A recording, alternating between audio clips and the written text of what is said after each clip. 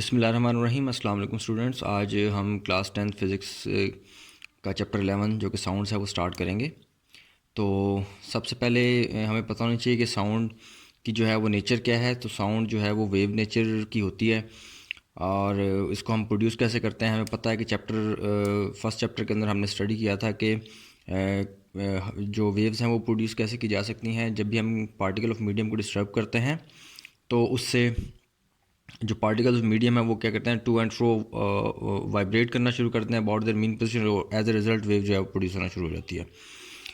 इसी तरह जो हम साउंड वेव्स को प्रोड्यूस कर सकते हैं, वो अब साउंड वेव्स की प्रोडक्शन कैसे होती है, वो होती है ड्यू टू वाइब्रेशन। क्योंकि वेव है तो इसकी जो जो जो ये साउंड प्रोड्यूस होगी वो due to the vibration of body जो है वो साउंड प्रोड्यूस होगी।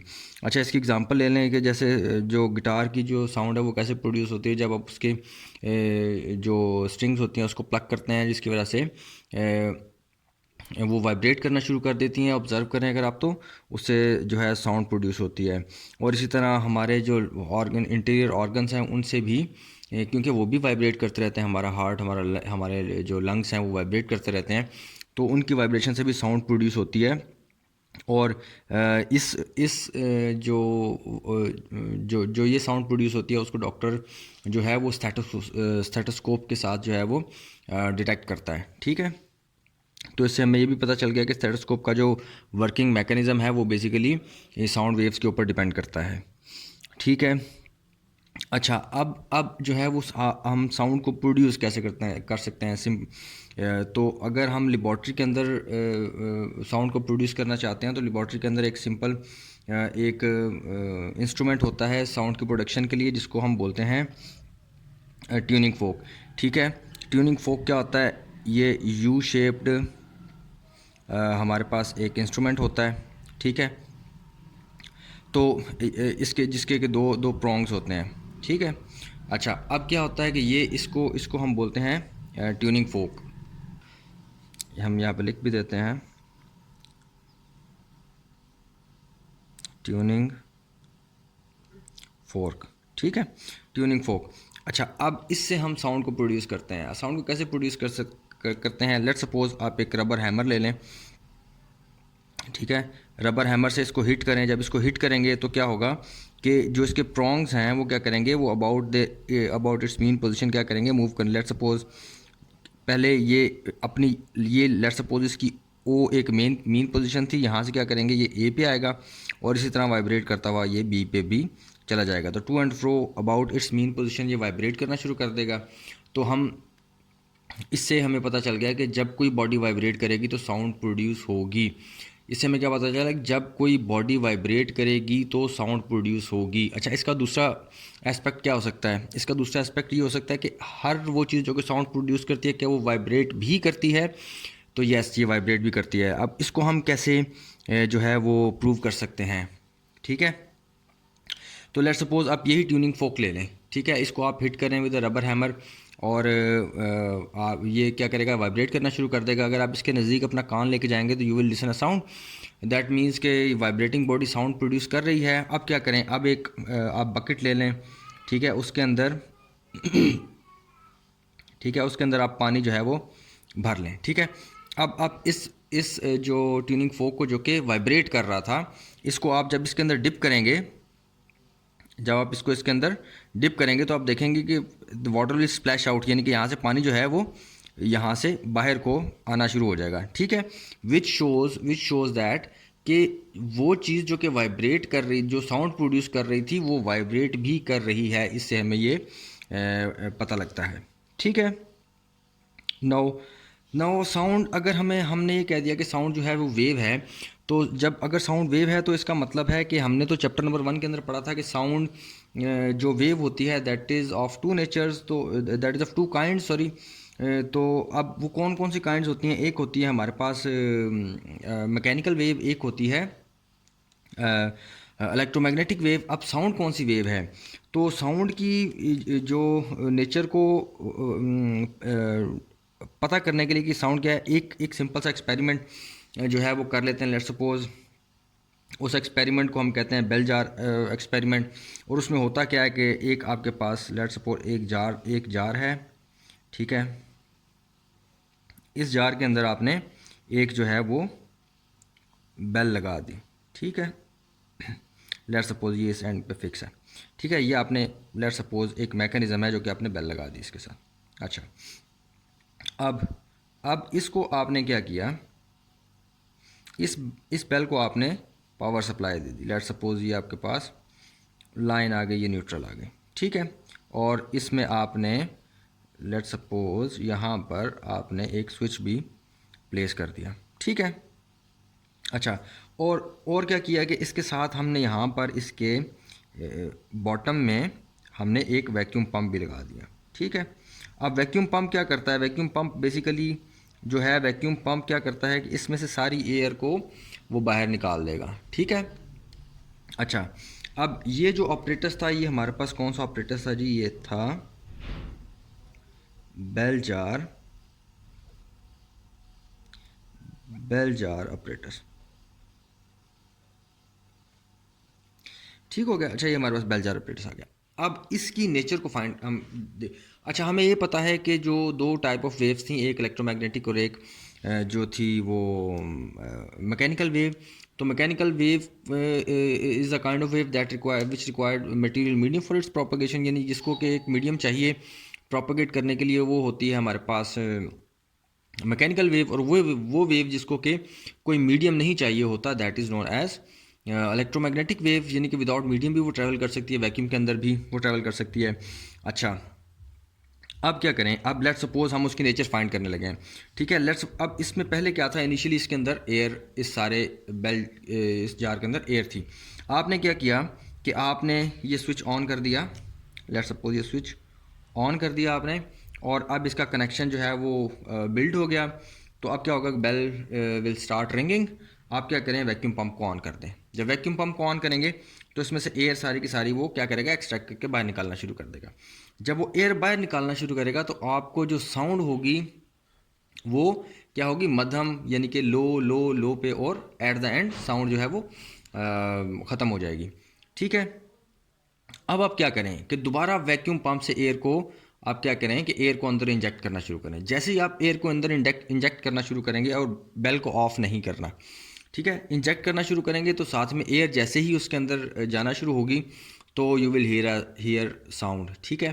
पहले आपको थोड़ी सी फेबल साउंड आएगी, फिर उसके बाद थोड़ी सी लाउड एट द एंड उतनी साउंड आना शुरू हो जाएगी जितनी पहले आ रही थी, ठीक है।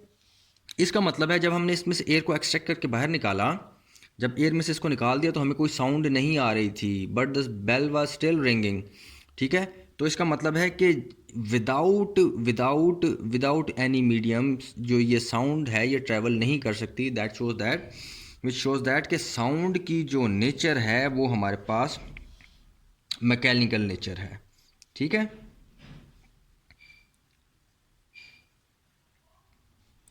मैकेनिकल नेचर है साउंड की, ठीक है।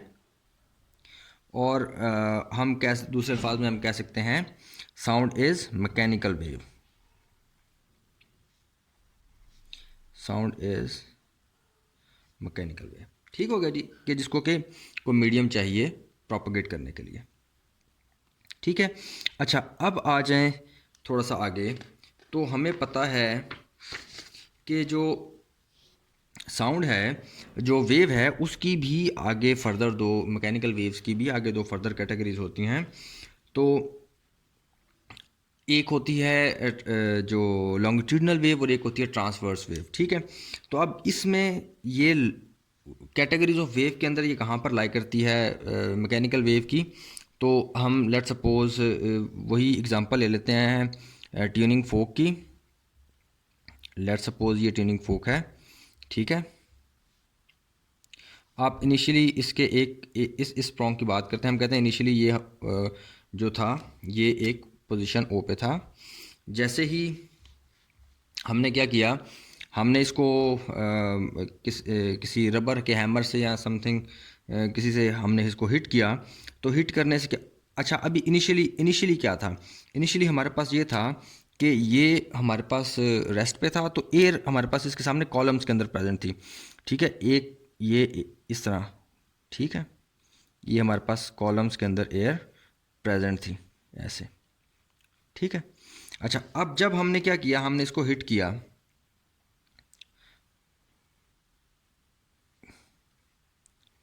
ठीक है, इनिशियली ये ओ पे था, आपने जब इसको हिट किया तो ये क्या करेगा, ये लेट सपोज किसी दूसरी पोजीशन के ऊपर आएगा, ये हमारे पास ए एक पोजीशन आ गई, तो ये क्या करेगा, जो एडजेसेंट इसके साथ एयर कॉलम होगा उसके ऊपर, उसको क्या करेगा, प्रेस कर देगा।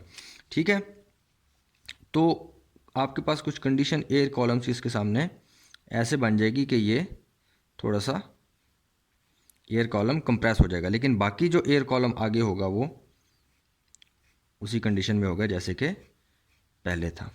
ठीक है, अच्छा अब जब ये क्या होगा कि जब ये दोबारा ओ से, अब ऑब्वियस बात है ये वाइब्रेट करेगा to and fro about its mean position, तो जब ये इसकी इनिशियल पोजीशन ए थी, ये जब दोबारा यहाँ से होके आएगा बी के ऊपर, यहाँ से बी के ऊपर आएगा, यानी कि अब ये ओ से ए से ओ और वापस बी, और बी से फिर ओ मूव करेगा, तो क्या होगा कि जो एयर कॉलम्स जो कि कंप्रेस्ड कंडीशन के अंदर थे वो दोबारा रिलैक्स हो जाएंगे, यानी कि दोबारा अपनी ओरिजिनल पोजीशन में आ जाएंगे, और ये जो कंप्रेस्ड पोर्शन था ये हमारा ये आगे ट्रैवल कर चुका होगा। ठीक है, तो अब देखें इसमें एक पोर्शन आ रहा है और ये आगे फिर वही है।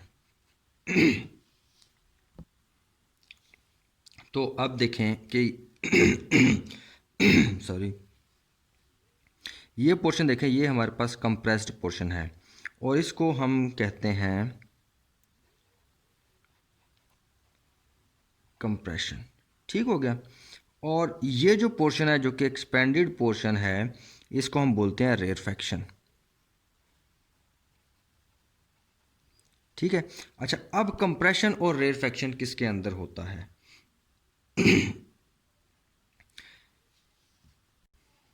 तो ये हमें पता है, ये लॉन्गिट्यूडनल वेव्स के अंदर होता है। ठीक है,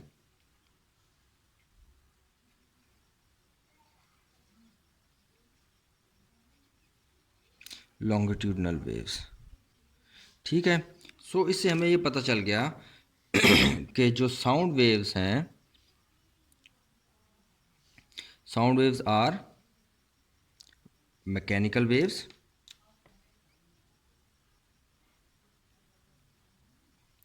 और मैकेनिकल वेव के अंदर एक इसकी कौन सी कैटेगरी है साउंड की, वो है लॉन्गिट्यूडनल।